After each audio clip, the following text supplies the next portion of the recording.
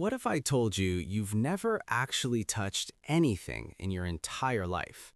Not your phone, not your bed, not even another person. Sounds crazy, right? But it's true. Here's why. Everything is made of atoms. Your hand, the table, your coffee cup. And atoms are mostly empty space. If you zoomed in on an atom, the nucleus in the center is tiny, and the electrons orbiting around it, they're even smaller. The space between them? Massive.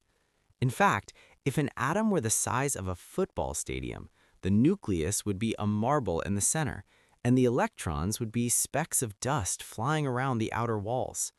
Everything else? Empty. So when you touch a table, you're not really touching it. What's happening is this.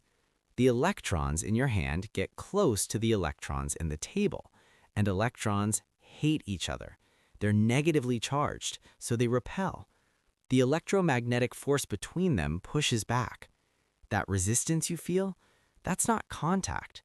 That's electron clouds repelling each other. You're hovering above the table, at an atomic level. There's always a gap. Always.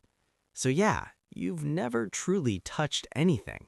You're just experiencing electromagnetic force. But here's where it gets even weirder.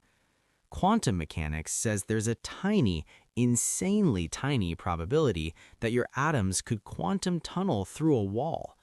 All your electrons could randomly align, pass through the gaps in the wall's atoms, and you'd walk straight through. The odds? So low it would take longer than the age of the universe, but it's not zero. So yeah, touching is an illusion, and technically, you could phase through a wall. And here's the mind bender.